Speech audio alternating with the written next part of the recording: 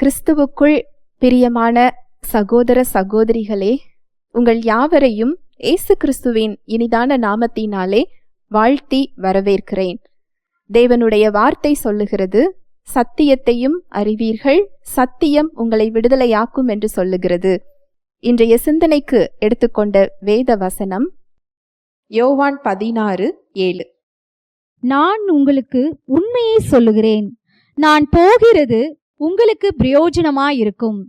நான் போகாதிருந்தால் தேற்றரவாளன் உங்களிடத்தில் வரார். நான் போவேனேயாகில் அவரை உங்களிடத்திற்கு அனுப்புவேன். யோவான் 14:16. நான் பிதாவை வேண்டிக் கொள்ளுவேன், அப்பொழுது என்றென்றைக்கும் உங்களுடனே கூட இருக்கும்படிக்கு சத்திய ஆவியாகிய வேறொரு தேற்றரவாளனை அவர் உங்களுக்கு தந்தருளுவார். நான் பிதாவை வேண்டிக் கொள்ளுவேன், அப்பொழுது என்றென்றைக்கும் உங்களுடனே கூட இருக்கும்படிக்கு சத்திய ஆவியாகிய வேறொரு தேற்றரவாளனை அவர் உங்களுக்கு தந்தருளுவார். ஹல்லேலூயா, பிரைஸ் தி லார்ட். நம்முடைய தேவன் திருத்துவ தேவன். பரிசுத்த ஆவியானவர், பிதா, குமாரன், பரிசுத்த ஆவியானவர் 3 பேரும் ஒருவரே. அவருடைய செயல்கள் வேற வேற மாதிரி இருக்கும். இந்த திருத்துவ தேவன்ல பரிசுத்த ஆவியானவர் ஒருவர். அவர் என்றென்றைக்கும் நம்ம கூட என்ன செய்யறாரா? இருக்கிறாரா? என்றென்றைக்கும் அவர் நம்ம கூட இருக்கிறார் அப்படின்னு சொன்னா, அவர் எப்படி பேசுவார்? அவர் எப்படி இருப்பார்? அவருடைய குரல் எப்படி இருக்கும்? அவர் எப்படி செயல்படுவார்? அவர் எதற்காக எனக்குள் இருக்கிறார்? இதை நாம தெரிஞ்சிருக்கிறோமா? என்றென்றைக்கும் நம்ம ஒரு வேலை பார்க்கும்போது காலையில போயிட்டு சாயங்காலம் என்ன செஞ்சிடலாம்? வீட்டுக்கு வந்துடலாம். ஒரு நண்பரோடு, உறவுகளோடு பேசும்போது கொஞ்ச நேரம் பேசலாம், கொஞ்ச நேரம் என்ன செய்யலாம்? ஓய்வு எடுத்துக் கொள்ளலாம். ஆனா பரிசுத்த ஆவியானவர் ஓய்வு எடுப்பது இல்லை. என்றென்றைக்கும் எப்பொழுதும் அவர் நமக்குள்ள இருக்கிறாரா? அவர் எப்படி பேசுவார்? அவருடைய குரல் எப்படி இருக்கும்? எதற்காக அவர் நமக்குள் இருக்கிறார்? உலகத்தை படைத்தவர், சர்வத்தையும் படைத்தவர், உங்களையும் என்னையும் படைத்தவர் நமக்குள்ள இருக்கிறார் அப்படின்னு சொன்னா ஒரு நோக்கம் இருக்கணும் இல்லையா? அவருடைய குரல் எப்படி இருக்கும்? அவருடைய இயல்பு, ஒரு கேரக்டர். நம்மளுடைய நண்பர்கள், உறவுகளை எடுத்துக்கிட்டோம்னா நம்மளுடைய இயல்புக்கு ஒத்து வரவங்களோட நம்ம அதிகமா பழகுவோம் இல்லையா? நமக்கு பழகிறதுக்கு ஈஸியா இருக்கும், எளிமையா இருக்கும். பரிசுத்த ஆவியானவருடைய இயல்பு எப்படிப்பட்டது? நம்ம கூட எப்பொழுதுமே இருக்கிறாரே. ரட்சிக்கப்பட்ட உங்களுக்குள் அவர் இருக்கிறார். அதுதான் உண்மை.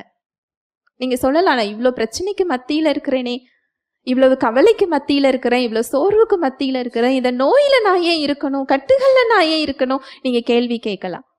அவர் இருக்கிறது உங்க சிந்தனையிலையோ உங்க சரீரத்திலேயோ இல்ல, அவர் இருக்கிறது ஆவியில். எப்பொழுது நீங்க ரட்சிக்கப்பட்டீங்களோ உங்களோட புதிய ஆவியில அவர் என்றென்றைக்குமா என்ன செஞ்சுக்கிட்டு இருக்கிறாரா? வாசம் செய்து கொண்டிருக்கிறார். அந்த வசனத்தை மறுபடி வாசிக்கலாம். யோவான் 14:16. நான் பிதாவை வேண்டிக் கொள்ளுவேன், அப்பொழுது என்றென்றைக்கும் உங்களுடனே கூட இருக்கும்படிக்கு சத்திய ஆவியாகிய வேறொரு தேற்றரவாளனை அவர் உங்களுக்கு தந்தருளுவார்.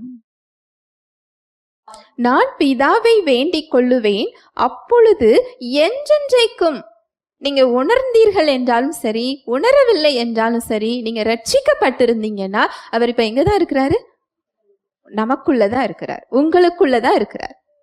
அவருடைய குரல் எப்படி இருக்கும்? அவர் எப்படி பேசுவார்? அவர் எதற்காக அவர் நமக்குள்ள இருக்கிறார்? அவர் எப்படி செயல்படுவார்? அதுதான் சத்தியத்துல கொடுக்கப்பட்டிருக்கு. ஒரு கல்யாண வீட்டுக்கு போறீங்க, உங்களுடைய குழந்தை உங்களை அம்மான்னு தூரத்துல நின்று கூப்பிடுது. உங்களுக்கு அந்த குரல் கேட்குமா? அடையாளப்படுத்த முடியுமா? அவ்வளோ பெரிய கூட்டத்துல ஆயிரக்கணக்கான மக்கள் இருக்கும்போது எப்படி அந்த குரலை உங்களால அடையாளம் கண்டு கொள்ள முடியும்? அந்த குரல் நமக்கு என்ன செய்யும்? பரிச்சயமானது, பழக்கமானது. அதனால நம்மளால என்ன செய்ய முடியும்? அடையாளம் கண்டு கொள்ள முடியும். எப்படி நமக்கு அது பழக்கமானது? பிறந்ததுல இருந்தே குழந்தை என்ன செய்யறோம்? பார்க்கிறோம், நம்ம வளர்க்கிறோம், அந்த குரலை என்ன செய்யறோம்? கேட்கிறோம். அப்போ பரிசுத்த ஆவியானவருடைய குரல் எப்படி இருக்கும் அப்படிங்கறத நம்ம தெரிந்து கொள்ளாம அவர் பேசுறத நம்மளால என்ன செய்ய முடியாது? கேட்க முடியாது. ஹல்லேலூயா, பிரைஸ் தி லார்ட். இப்பொழுது வாசிக்கலாம் யோவான் 16:7. நான் உங்களுக்கு உண்மையை சொல்லுகிறேன். நான் போகிறது உங்களுக்கு பிரயோஜனமாயிருக்கும். நான் போகாதிருந்தால் தேற்றரவாளன் உங்களிடத்தில் வரார். நான் போவேனேயாகில் அவரை உங்களிடத்திற்கு அனுப்புவேன். நான் உங்களுக்கு உண்மையை சொல்லுகிறேன். நான் போகிறது உங்களுக்கு பிரயோஜனமாய் இருக்கும். ஏசு கிறிஸ்து நம்ம பக்கத்துல இருந்தா நமக்கு பிரயோஜனமா? அவர் நம்மளை விட்டு போனா பிரயோஜனமா? ஆனா ஏன் இங்க ஏசு கிறிஸ்து அப்படி சொல்றாரு? நான் உங்களுக்கு உண்மையை சொல்லுகிறேன். நான் போகிறது உங்களுக்கு பிரயோஜனமாய் இருக்கும். நான் போகாதிருந்தால் தேற்றரவாளன் உங்களிடத்தில் வரார். நான் போவேனே ஆகில் அவரை உங்களிடத்திற்கு அனுப்புவேன். ஏசு கிறிஸ்து சரீர பிரகாரமாக ஒரு இடத்துல தான் என்ன செய்ய முடியும்? இருக்க முடியும். அவர் ஆவியில கடவுளாக இருந்தார். அந்த பலவீனமான சரீரம் அவர் முழுமையா செயல்படுவதற்கு அங்க ஒரு தடை என்ன செய்யும்? கொடுக்கும். ஆனா ஆவியானவராக அவர் இப்போ எல்லாருக்குள்ள என்ன செய்ய முடியும்? வாசம் செய்ய முடியும். யாரெல்லாம் ரட்சிக்கப்பட்டார்களோ, நல்லா கவனிங்க, யார் அந்த ரட்சிப்பை பெற்று கொண்டீங்களோ அவர்களுக்குள் அவரால் என்ன செய்ய முடியும்? வாசம் செய்ய முடியும். மறுபடி வாசிக்கலாம். யோவான் 16:7. நான் உங்களுக்கு உண்மையை சொல்லுகிறேன். நான் போகிறது உங்களுக்கு பிரயோஜனமாயிருக்கும். நான் போகாதிருந்தால் தேற்றரவாளன் உங்களிடத்தில் வரார். நான் போவேனேயாகில் அவரை உங்களிடத்திற்கு அனுப்புவேன். நான் போகாதிருந்தால் தேற்றரவாளன் உங்களிடத்தில் வரார். பரிசுத்த ஆவியானவருக்கு என்ன பெயர் கொடுக்கப்பட்டிருக்கு? தேற்றரவாளன். தேற்றரவாளன் அப்படின்னா என்ன அர்த்தம்? நம்மை தேற்றுகிறவர். அப்போ பரிசுத்த ஆவியானவரோட குரல் எப்படி இருக்கும்? தேற்றுகிற விதமாக இருக்கும். ஹல்லேலூயா, பிரைஸ் தி லார்ட். அவருடைய குரல் எப்பவும் எப்படிதான் இருக்கும்? தேற்றுகிற விதமாக. நீங்க இயேசு கிறிஸ்துவை எப்படி அறிஞ்சு வச்சிருக்கிறீங்க? உங்களை குற்றப்படுத்துகிறவராக, உங்களை தண்டனை தீர்க்கிறவராக. அப்படி உங்க சிந்தனையில வருகிற குரல் யார்கிட்ட இருந்து வரல? யார்கிட்ட இருந்து வரல? பரிசுத்த ஆவியானவரிடத்தில் இருந்து வரவில்லை. எத்தனை பேர் அந்த குற்றப்படுத்துகிற குரலை, நம்மை தண்டிக்கின்ற ஒரு குரலை நான் ஒரு விளைவுகள்ல நின்று கொண்டிருக்கிறேன். அது ஒரு நோயா இருக்கலாம், ஒரு கட்டுகளா இருக்கலாம், ஒரு பிரச்சனையா இருக்கலாம், வாழ்வா சாவா என்ற போராட்டமா இருக்கலாம். இது தேவன் எனக்கு தண்டனை கொடுத்திருக்கிறாரா? நான் செஞ்ச பாவத்தினால எனக்கு இந்த விளைவா? சாபத்தினால இந்த விளைவா? நான் இவ்வளவு செஞ்சிருக்கிறேன், அதனால் இந்த விளைவு அப்படின்னு சொல்லி ஏற்றுக்கொண்டிருக்கிறவங்க எத்தனை பேர் தெரியுமா? அப்படி சொல்லுகின்ற குரல் யார்கிட்ட இருந்து வரல? பரிசுத்த ஆவியானவரிடத்திலிருந்து வரவில்லை. ஹல்லேலூயா, பிரைஸ் தி லார்ட். தேற்றரவாளன், அவருக்கு பேரே என்னதுதான்? தேற்றரவாளன். அவர் நம்மை தேற்றுகிறதற்காக நம்மளோட என்ன செஞ்சிருக்கிறாரா? இருக்கிறார். நம்முடைய சூழ்நிலைகள்ல, நம்முடைய பலவீனங்கள்ல, நம்முடைய பிரச்சனைகள்ல அவர் நம்மை தேற்றுகிறதற்காக என்ன செய்யறாரா? இருக்கிறார். இந்த தேற்றரவாளனுக்கு ஒரு மொழிபெயர்ப்புல 6 விதமான அர்த்தம் போடப்பட்டிருக்கு.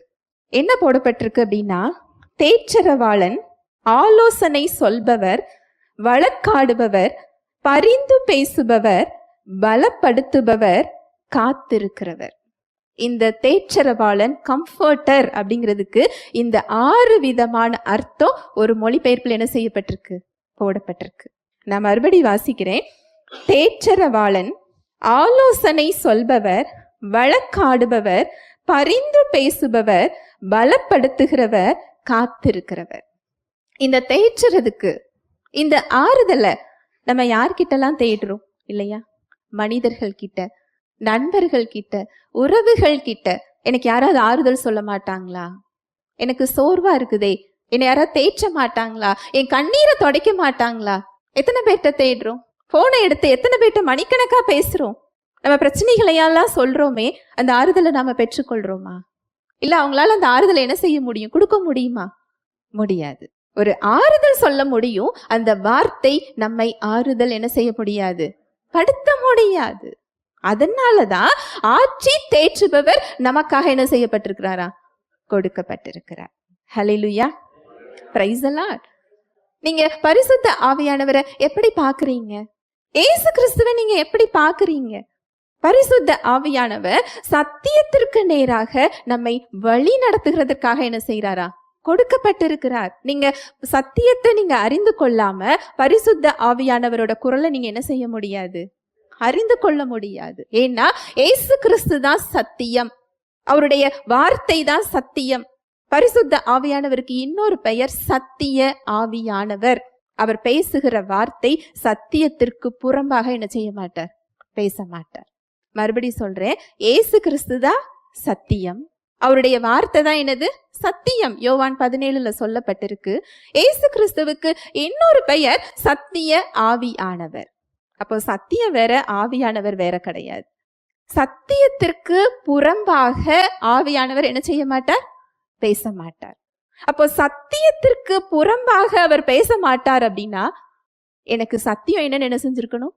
தெரிந்திருந்தால்தான் அப்ப புறம்பா பேசுறது யாருங்கிறது நமக்கு என்ன செய்யும்? தெரியும். யாரு பேசுகிறா அப்படிங்கிறத புரிந்து கொள்றதே சத்தியத்தை அறிந்து கொள்ளாம நம்ம என்ன செய்ய முடியாது? தெரிந்து கொள்ள முடியாது. ஹல்லேலூயா, பிரைஸ் தி லார்ட். பரிசுத்த ஆவியானவர் தாமே தேவ வார்த்தையோடு கூட உங்கள் யாவரோடும் இடைப்பட்டார் என்பதை விசுவாசிக்கிறேன். தேவ வார்த்தையில் சொல்லப்பட்ட சத்தியத்தின்படி சிந்திக்க, செயல்பட இன்று நாம் தீர்மானம் எடுப்போம். தேவனுடைய கிருபையும் சமாதானமும் உங்கள் அனைவரோடும் கூட என்றைக்கும் இருப்பதாக. ஆமேன்.